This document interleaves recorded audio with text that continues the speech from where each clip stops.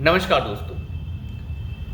राहुल गांधी इस देश के नेता विपक्ष हैं, लेकिन वो भारत को तोड़ने के लिए और भारत को बर्बाद करने के लिए, भारत को फूंक देने के लिए जो भी हो सकता है वो सब करने की कोशिश कर रहे हैं। उनकी बातों से ऐसा लगता है कि भारत देश को तोड़ देना चाहिए, इसे बर्बाद कर देना चाहिए, क्योंकि ये किसी काम का देश नहीं। वो बाहर जाते हैं और बाहर जाकर ये कहते हैं कि भारत में सिख कौम को यहाँ पर पगड़ी पहनने की इजाज़त नहीं है, कृपाण रखने की इजाज़त नहीं है, वो अपने आप को खुलकर नहीं जी सकते, ये है और वो है। उनका कहना है कि भारत के अंदर बेरोजगारी दर जो है वो चाइना से भी ज़्यादा हो चुकी है। चाइना में हालात बहुत बढ़िया हैं, वियतनाम में बहुत बढ़िया हैं, सब जगह बढ़िया हैं, लेकिन भारत में बेरोजगारी बहुत ज़्यादा हो गई है। राहुल गांधी कभी कुछ पढ़ते लिखते हैं या नहीं है? क्या उनके पास कॉपी किताब है या नहीं है?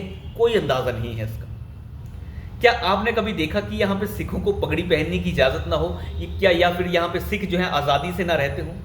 इस देश में सिख पूरी हर तरफ फैले हुए हैं और वो बड़े अच्छे से रहते हैं, किसी को कोई दुविधा नहीं है। घोर मोदी विरोधी सिख भी कभी इस तरीके की बात नहीं कर सकता, लेकिन राहुल गांधी कर सकते हैं।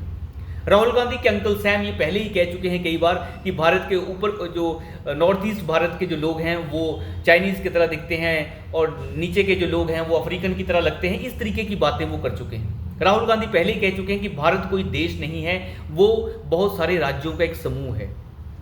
आप कहना क्या चाहते हैं? क्या इस समूह को तोड़ देने की बात कर रहे हैं आप?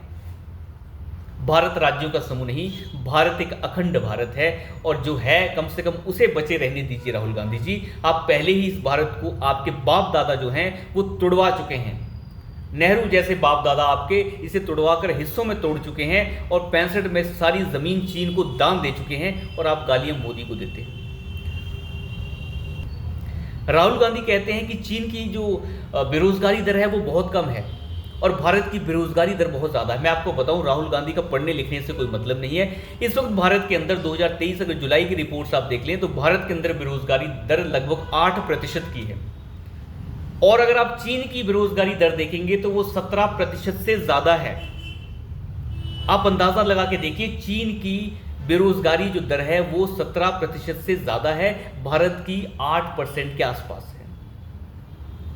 और राहुल गांधी कह रहे हैं कि वहां की बेरोजगारी दर बहुत कम है। ये चीन की बढ़ाई करने से क्यों पीछे नहीं हटते हैं? इन्हें पता है कि भारत को तोड़ने से ही वो आगे बढ़ सकते हैं। मोदी से 3 बार जंग लड़ने के बाद इन्हें शायद एहसास हो गया है कि राजनीतिक तौर पर तो हम मोदी से नहीं लड़ पाएंगे। एक ही तरीका है कि हम कुछ ऐसी आग लगाएं कि भारत की अर्थव्यवस्था के साथ भारत की जनता को जला कर रख दें। सिखों की बात करने वाला राहुल गांधी ये भूल गया कि सन 84 में पता नहीं कितने हजार सिखों को दिल्ली के अंदर टायर बांधकर टायर में आग लगा दी गई, कितनों के बाल काटने के मजबूर कर दिया गया और पता नहीं कितनों के सर तन से जुदा हो गए। लेकिन राहुल गांधी को सिखों की बहुत चिंता है। खैर, चिंता होनी भी चाहिए। एक नेता विपक्ष होने के नाते वो अपनी विरोधी पार्टी के ऊपर अटैक कर सकते हैं, हर मुद्दे पर कर सकते हैं, लेकिन आप झूठ कैसे बोल रहे हैं? आप कहते हैं भारत में लोकतंत्र खत्म हो चुका है। अगर लोकतंत्र खत्म हो चुका होता तो राहुल गांधी इस देश से बाहर कदम नहीं रख पाते, और ये सब गंद बकने के बाद इस देश के अंदर कदम नहीं रख पाते। आपके कदम वहीं पे आपसे अलग कर दिए जाते। तो भारत के अंदर कोई लोकतंत्र खत्म नहीं हुआ है, भारत के अंदर लोकतंत्र स्थापित है हमेशा से, और वो इस देश के 80% हिंदुओं की वजह से ही स्थापित है, जो सहनशील है। और इस देश के अंदर सेकुलरिज्म अगर जिंदा है, अटल बिहारी वाजपेयी पहले ही बोल चुके हैं। अटल बिहारी वाजपेयी का एक इंटरव्यू है जावेद के साथ, जो जावेद अख्तर, जावेद जिहादी जिसे आप कह सकते हैं, कि इस देश के अंदर सेकुलरिज्म और लोकतंत्र इसीलिए है क्योंकि हिंदुज्म यहाँ पर है और 80% से ज़्यादा है, इसीलिए हम सेकुलर हैं। अगर यहाँ पर हिंदू 80% ना हो तो ये सेकुलरिज्म कभी हो ही नहीं सकता। खैर, सेकुलरिज्म के ऊपर नहीं चाहूँगा, बात बहुत लंबी हो जाती है। राहुल गांधी से कोई पूछे कि आपको चीन की जो बेरोजगारी दर है वो भारत से कम क्यों लग रही है जब वो 17% है, भारत में 8% है? वो इसलिए क्योंकि चीन की दलाली करने के लिए कुछ टुकड़े फेंके गए हैं। इन्हें भारत जो है स्टेट्स का समूह लगता है, इन्हें भारत भारत नहीं दिखता। तो फिर वहां पर जाकर ये क्यों नहीं कह देते कि अमेरिका भी बहुत सारे स्टेट्स का एक समूह है, अमेरिका अमेरिका नहीं है? ये बोल के दिखाइए उनकी धरती के ऊपर, लेकिन वहां पर जाकर ये नहीं कहेंगे। सिख कौम की इन्हें चिंता हो रही है।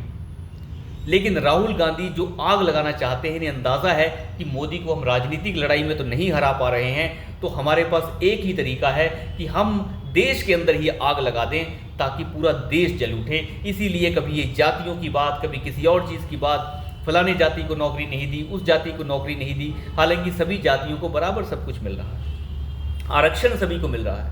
लेकिन वही इसमें ओबीसी कितने हैं, उसमें वो कितना है, उसमें ये कितना है, हमें क्या पता किसमें क्या कितना है।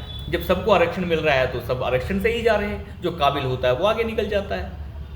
लेकिन जानबूझकर आग लगाने की कोशिश, जब राजनीतिक लड़ाई में किसी से ना जीत पाओ तो ऐसी लड़ाई लड़ लो जिसमें सब जगह आग लग जाए, और वही काम हो रहा है, इसके सिवाय कुछ नहीं हो रहा है। हर तरफ से आग लगाने की कोशिश हो रही है, पेट्रोल छिड़का हुआ है, आग लगाने की देरी हो रही है। सारा विपक्ष इस बार भारत का इकट्ठा था, कुछ चुनिंदा एक दो पार्टियों को छुटमुट छोड़ दिया जाए तो सारा विपक्ष इकट्ठा था। चोर चक्के, तिहाड़ जेल से निकले हुए, तिहाड़ जेल में बैठे हुए सारे आतंकवादियों का समर्थन करने वाले, कश्मीर स्टेट का अलग से झंडा मांगने वाले, ये सब के सब जो हैं एक होकर चुनाव लड़ रहे थे। सब ने एक होकर चुनाव लड़ा, लेकिन तब भी ये मोदी को नीचे नहीं ला पाए। आप अंदाजा लगा के देखिए, अगर इन सभी 27-28 दल, जिसमें सभी की सीट्स लगभग बराबर जैसी हैं, अगर कांग्रेस की 99 सीटें हैं तो अखिलेश की 34 और 36 सीटें हैं, किसी की 15 है, किसी की 20 है, किसी ममता की 30 है, किसी की कुछ है, अगर ये इनके हाथ में सत्ता दे दी जाए तो उसे ये नोच के खा जाएंगे, पूरे देश को काट देंगे, हर चीज़ को, क्योंकि हर कोई अपना हिस्सा मांगेगा। अखिलेश अपना हिस्सा मांगेगा, क्योंकि 99 सीट वाली पार्टी में वो मजाल नहीं कि वो सरकार चला सके, सरकार सब चलाएंगे और खाएंगे। तो मोदी ने इनके जो मुंह से जो निवाला छीना है, उस छीने हुए निवाले को ये हजम नहीं कर पा रहे। मोदी आज है, कल नहीं है, कोई और आएगा, जो भी होगा, बात उसकी नहीं है। बात यह है कि आप किस प्रकार से अपने देश की बात को देश से बाहर जाकर रख रहे हैं। आप नेता विपक्ष हैं, आप सरकार की आलोचना कर सकते हैं, लेकिन आप तो देश की आलोचना कर रहे हैं, और देश से बाहर जाकर अपने देश की तो कभी आलोचना की ही नहीं जा सकती। आपको कहना चाहिए कि भारत सुदृढ़ है और भारत में जो है पूरी तरीके से शांति है, कोई दिक्कत नहीं है। जब जो चीज़ें हैं वो तो बोलिए। अगर यहाँ पर डेमोक्रेसी नहीं है तो आप 53 से 99 कैसे हो गए? विपक्ष जो है 100 सीटों से उठकर जो है 150 सीटों से उठकर 230 सीटों तक पहुँच गया। तो ये सिर्फ मन की कुंठा है जो बाहर आ रही है और कुछ नहीं है। लेकिन ये खतरनाक है, राहुल गांधी इस देश के लिए खतरनाक साबित हो रहे हैं। तो अभी के लिए इतना ही, धन्यवाद।